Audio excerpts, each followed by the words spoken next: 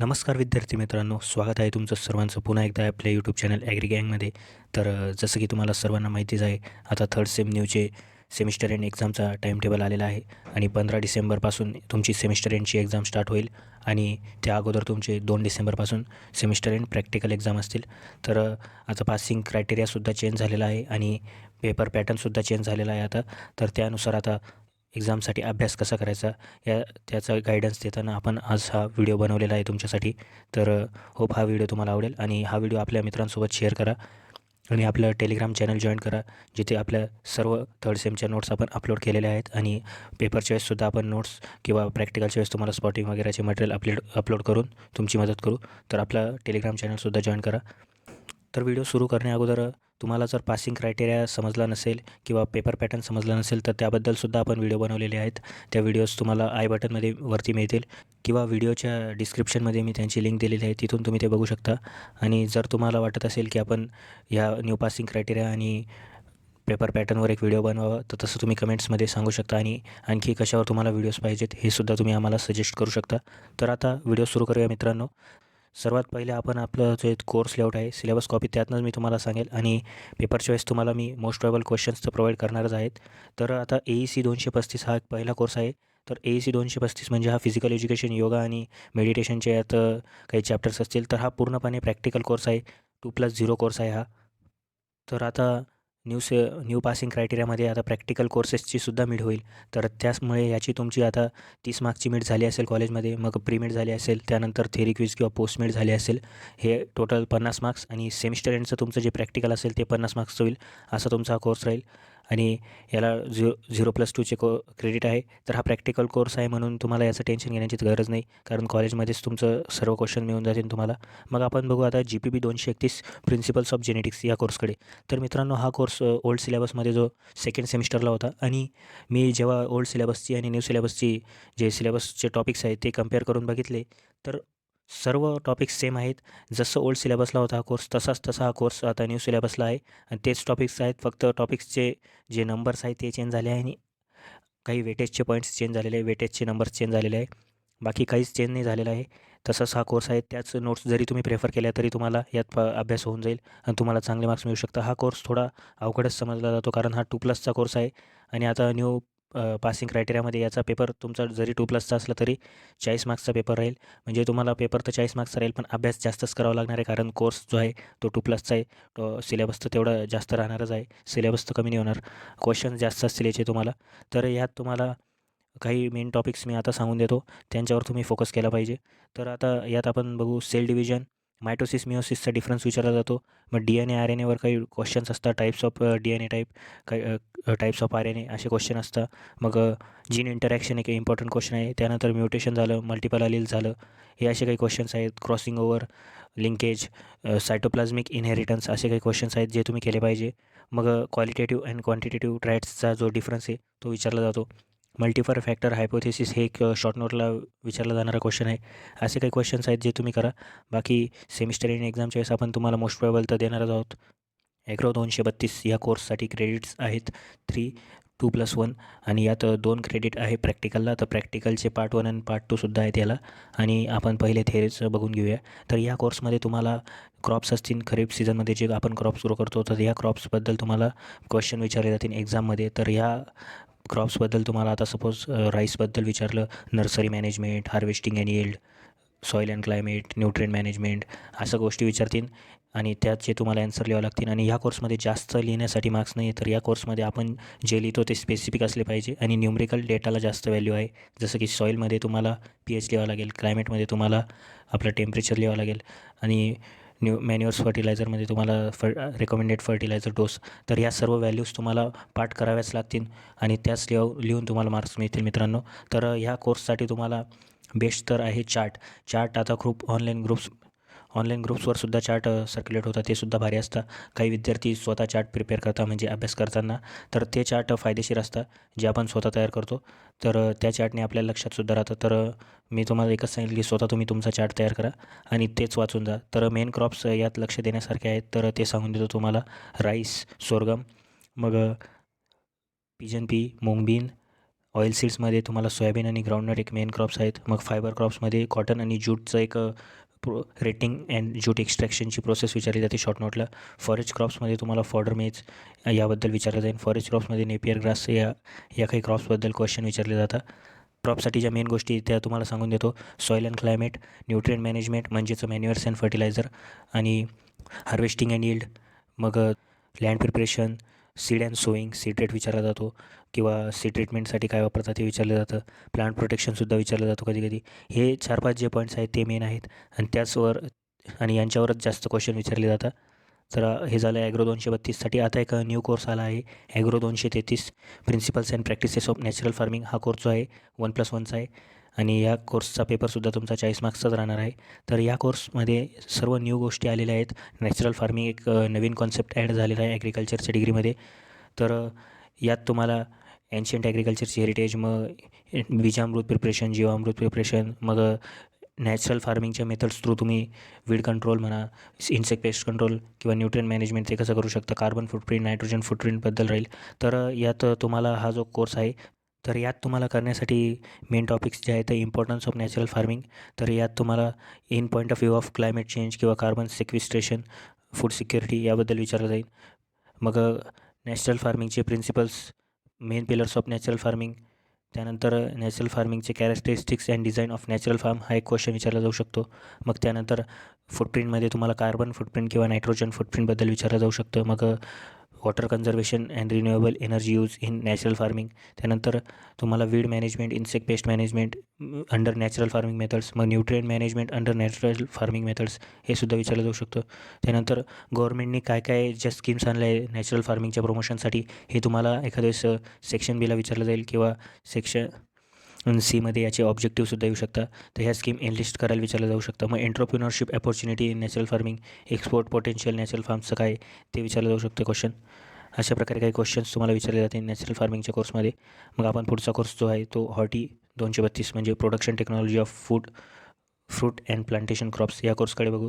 तर आता हा कोर्स जो आहे सेम ॲग्रो 232 सारखा आहे. खरीप क्रॉप्सचे जसे तिथं खरीप क्रॉप्स होते तर इथं फ्रूट क्रॉप्स असतील आणि प्लांटेशन क्रॉप्स असतील. तर यात बी तुम्हाला त्याचं मेथडनी अभ्यास करायचा आहे चार्ट प्रिपेअर करून. आणि यात तुम्हाला यात तुम्हाला मेन क्वेश्चन जे विचारले जातील सब पॉईंट्समध्ये climate and soil varieties, propagation, मग त्यानंतर प्लांटिंग डेन्सिटी म्हणजेच प्लांट्स आपण स्पेसिंग किती घेतो, सीड रेट किंवा स्पेशल प्रॅक्टिसेस काय असतात त्या क्रॉपमध्ये, त्याचे डिसऑर्डर्स काय असतात, हार्वेस्टिंग अँड यील्ड आणि पोस्ट हार्वेस्ट याचे यूज काय असतात ते सुद्धा विचारलं जाऊ शकतं. तर यात एक मेन क्वेश्चन असतो जो दरवेळेस येतो, present status and importance of fruit crops and plantation crops in India. तर हा स्कोप अँड इम्पॉर्टन्सचा क्वेश्चन आहे आणि हा दरवेळेस विचारला जातो.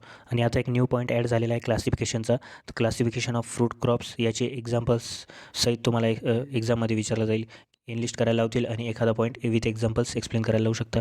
तर यात जे मेन क्रॉप्स आहेत ते आपण बघू. तर mango, banana, citrus, grape, guava, pomegranate हे काही मेन क्रॉप्स आहेत. त्यानंतर जे न्यू काही क्रॉप्स ॲड झालेले आहेत ऑइल पाम राय आणि कोकोआ, तर हे फ्रूट क्रॉप्स झाले. प्लांटेशन क्रॉप्समध्ये तुम्हाला मेनली विचारलं जातं कोकोनटबद्दल, एरिकानटच्या व्हरायटीज विचारले जातात, कॅश्यूनटबद्दल विचारलं जाईल आणि कॉफीची वेट अँड ड्राय प्रोसेसिंगवर शॉर्ट नोट विचारली जाऊ शकते. आणि हाय डेन्सिटी प्लांटिंग हा एक क्वेश्चन शॉर्ट नोटला येऊ शकतो. मग आपण पुढचा आता जो सब्जेक्ट आहे तो बघू. आता आपण बघू AE 231 म्हणजे फार्म मशिनरी अँड पॉवर. हा इंजिनिअरिंग डिपार्टमेंटचा कोर्स आहे, ॲग्रिकल्चर इंजिनिअरिंग डिपार्टमेंटचा कोर्स. तर यात तुम्हाला मेनली IC इंजिनवर क्वेश्चन विचारले जातील. तर IC इंजिनवर जसं की 2 स्ट्रोक 4 स्ट्रोक इंजिनचं तुम्हाला एक्सप्लेनेशन विचारलं जाईल, 2 स्ट्रोक 4 स्ट्रोकचं कम्पॅरिझन.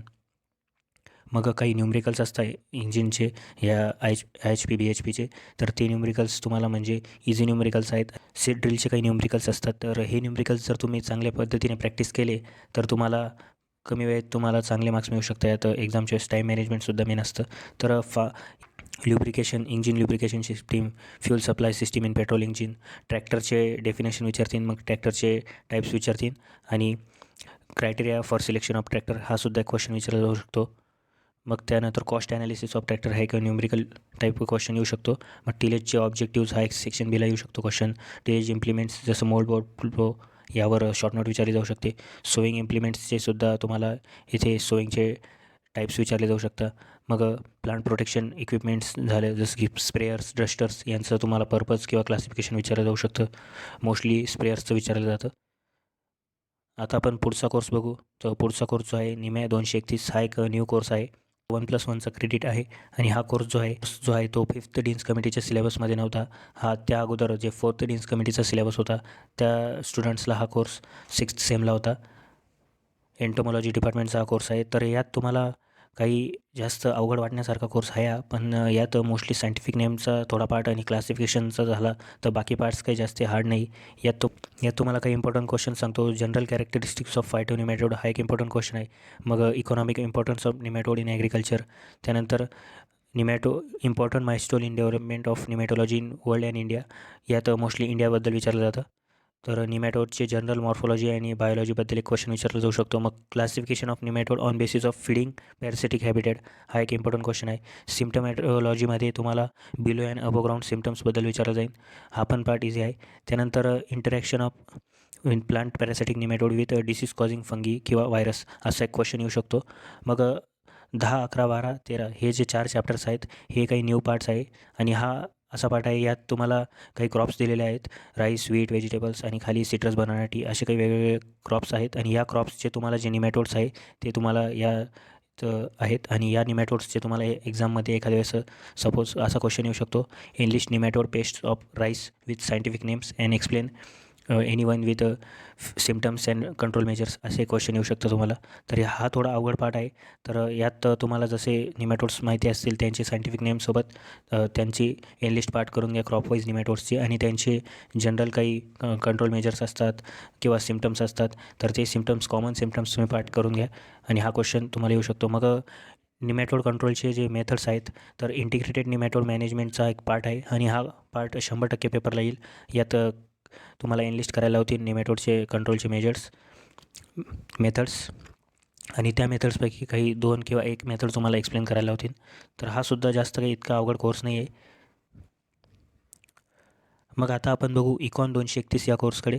तर इकॉन 231 हा जो कोर्स आहे तो थोडा टफ कोर्स GPB सारखा आणि हा पण 2 क्रेडिट्स आहे. पण याचा पेपर तुमचा 50 मार्क्सचा होईल कारण याला प्रॅक्टिकल नाही आहे. तर याची मिड टर्म तुमची 30 मार्क्सची झाली असेल.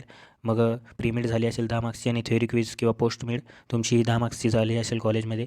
तर हे 50 मार्क्स तुमचे कॉलेजच्या हातात आहे आणि मग आता तुम्हाला सेमिस्टर एंडची एक्झाम जी आहे ती 50 मार्क्सची होईल.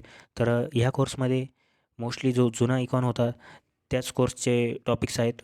फक्त काही न्यू टॉपिक्स ॲड झालेले आहेत ते जसं की इंटरनॅशनल इकॉनॉमिक्स आणि गुड्स अँड सर्व्हिस टॅक्स आणि काही जुन्या इकॉनॉमिक्सच्या कोर्समधले 2 टॉपिक्स यात नाही आहे. तर यात मेन जे टॉपिक्स आहेत करण्यासारखे तर हा जो कोर्स आहे या कोर्सला मोस्टली क्वेश्चन अँसर टाईपच अभ्यास करावा लागतो. आता तुमच्या कॉलेजमध्ये तुमच्या प्रोफेसर्सनी तुम्हाला असाइनमेंट दिल्याच असतील इकॉनॉमिक्ससाठी आणि इकॉनचा कोर्स असा आहे की याच्या असाइनमेंटवरच आपला अभ्यास होतो सेमिस्टर एंडला. तर त्या असाइनमेंटमधलेच क्वेश्चन करा. काही इम्पॉर्टंट क्वेश्चन मी तुम्हाला सांगूनच देतो आता. तर law of diminishing marginal utility, equi marginal utility किंवा कंझ्युमर सरप्लस याचा लॉ विचारला जाईल आणि त्याला एक्सप्लेन करायला लावतील आणि त्याचं लिमिटेशन्स किंवा अझम्पशन्स असं विचारलं जाईल. मग डिमांड्सचे टाईप्स, डिमांड शेड्यूल असं विचारलं जाऊ शकतं आणि बेसिक कन्सेप्ट जो 4था चॅप्टर आहे या चॅप्टरमधला कॅरेक्टरिस्टिक्स ऑफ युटिलिटी हे एनलिस्ट करायला लावतील सेक्शन बीला आणि या चॅप्टरमधले ज्या गोष्टी आहेत जसं की price, wealth, capital, income, cost ह्या गोष्टी ज्या आहेत या ऑब्जेक्टिव्ह पर्पजसाठी आहेत. जसं सेक्शन सीला तुम्हाला डेफिनेशन्स विचारले जातील तर हे ऑब्जेक्टिव्ह टाईपचे क्वेश्चन्स असतील यातनं. मग elasticity of demand, elasticity of सप्लायचे तुम्हाला काइंड्स विचारले जातील म्हणजे types of elasticity of demand याबद्दल काही क्वेश्चन येतील. फॅक्टर्स ऑफ प्रोडक्शनचा क्वेश्चन येऊ शकतो. मग त्यानंतर नॅशनल इन्कम एक इम्पॉर्टंट टॉपिक आहे. नॅशनल इन्कमचा दरवेळेस क्वेश्चन येतो आणि हा क्वेश्चन तुम्ही केलाच पाहिजे नॅशनल इन्कमचा. मग पॉप्युलेशनमध्ये तुम्हाला माल्थुसियन थिअरी ऑफ पॉप्युलेशन ही जी आहे ही ऑब्जेक्टिव्हमध्ये ही सेक्शन बीमध्ये येऊ शकते. शॉर्ट नोट टाईपमध्ये येऊ शकतो हा क्वेश्चन. मग approaches to measurement of national income हा सुद्धा एक इम्पॉर्टंट क्वेश्चन आहे. त्यानंतर मनी इन्फ्लेशन एक इम्पॉर्टंट क्वेश्चन आहे. टाईप्स ऑफ इन्फ्लेशन एक विचारला जातो. Types of economy, mixed economy, capitalistic economy, socialist economy. तर यात मोस्टली मिक्स्ड इकॉनॉमीबद्दल विचारलं जातं जास्त तर एक्सप्लेनेशनसाठी. आणि आता GSTचा टॉपिक आलेला आहे न्यू. तर यातसुद्धा तुम्ही वाचून ठेवा GSTबद्दल शॉर्ट नोट विचारली जाऊ शकते. आता आपण AHDS 232 या कोर्सकडे बघू आणि हा लास्ट कोर्स आहे तुमचा थेअरीचा. तर technology of milk and milk products याचं कोर्स टायटल आहे. क्रेडिट 1+1चा क्रेडिट आहे. ह्या कोर्समध्ये तुम्हाला मोस्टली जो ओल्ड सिलेबसमध्ये 5व्या सेमला होता एजेस तोच एजेस आहे. यात तुम्हाला फक्त काही न्यू टॉपिक्स आलेले आहेत. ते 11वा आणि 12वा जो चॅप्टर आहे ते न्यू आहे. बाकी सर्व ओल्ड सिलेबसचेच टॉपिक्स आहेत. हा काही इतका अवघड कोर्स नाही मित्रांनो, खूप सोपा कोर्स आहे. यात एक मेन क्वेश्चन दरवेळेस येतो, present status of dairy industry in India. हा क्वेश्चन तुम्ही करूनच घ्या. मग एनलिस्ट फिजिओकेमिकल प्रॉपर्टीज ऑफ मिल्क, यात तुम्हाला प्रॉपर्टीज एनलिस्ट करायला होतील आणि एखादी प्रॉपर्टी एक्सप्लेन करायला होतील. फॅक्टर्स अफेक्टिंग मिल्क प्रोडक्शन याचेसुद्धा तुम्हाला फॅक्टर्स एनलिस्ट करायला होतील आणि एखादं एक्सप्लेन करायला होतील. न्यूट्रिशनल इम्पॉर्टन्स ऑफ मिल्क याचा तुम्हाला क्वेश्चन शॉर्ट नोटमध्ये विचारला जाऊ शकतो. मग पाश्चरायझेशन ऑफ मिल्क एक इम्पॉर्टंट क्वेश्चन आहे, याच्या मेथड्स विचारले जातात. होमोजेनायझेशन ऑफ मिल्क हे एक शॉर्ट नोटला विचारला जाणारा क्वेश्चन आहे. मग classification of Indian and western dairy products हा एक इम्पॉर्टंट क्वेश्चन आहे, हा सुद्धा विचारला जातो. आता जे न्यू टॉपिक्स आहे त्यामधनं तुम्हाला एखाद्या वेळेस वेस्टर्न डेअरी प्रोडक्ट्सबद्दल विचारलं जाईल आणि एक मोझरेला चीजचं प्रिपरेशनबद्दल क्वेश्चन विचारला जाऊ शकतो. स्टँडर्ड्स ऑफ मिल्क प्रोडक्ट्समध्ये तुम्हाला हे जे स्टँडर्ड्स आहे BSI FSSAI CSE HACCP ह्या स्टँडर्ड्सची एनलिस्ट करायला होतील आणि यातनं एखादा एक्सप्लेन करायला होतील. मिल्क प्रिझर्वेशनचे मेथड्स जे आहेत ह्या मेथड्स तुम्हाला एनलिस्ट करायला होतील आणि यापैकी एखादी विचारली जाईल एक्सप्लेनेशनसाठी. डेअरी बाय प्रोडक्ट्समध्ये तुम्हाला वे प्रोडक्ट्सबद्दल विचारलं जाईल, वे प्रोटीनबद्दल क्वेश्चन विचारला जाऊ शकतो. मग पॅकेजिंग ऑफ मिल्क प्रोडक्ट्समध्ये तुम्हाला पॅकेजिंग प्रोडक्टची क्वालिटी, त्याच्यासाठी काय कॅरेक्टरिस्टिक्स आहे की ते आपण पॅकेजिंगसाठी सिलेक्ट केलं पाहिजे, पॅकेजिंग मटेरियलचे एनलिस्ट विचारलं जाईल आणि मॉडर्न पॅकेजिंगचे ज्या टेक्निक्स आहे याबद्दल क्वेश्चन विचारला जाऊ शकतो. तर असे काही क्वेश्चन्स असतील या HDSच्या कोर्समध्ये. जास्त काही अवघड कोर्स नाही, हा सिम्पल आहे. आणि मग स्किल एनहान्समेंट कोर्स जे आहे ते यावेळेस तुम्हाला एकच आहे आणि सेकंड सेमला तुम्हाला 2 होते, पण यावेळेस आता एकच आहे आणि तो तुमचा प्रॅक्टिकल कोर्स आहे, तर ते कॉलेजमध्ये तुमचं होऊनच जाईल. तर अशा प्रकारे होते हे थर्ड सेमचे तुमचे कोर्सेस आणि असा तुम्हाला अभ्यास करायचा आहे. काही इम्पॉर्टंट क्वेश्चन मी तुम्हाला आजच्या व्हिडिओमध्ये सांगितलेच. आपण एक्झाम टाईमला अजून तुम्हाला मोस्ट प्रोबेबल प्रोव्हाइड करूच.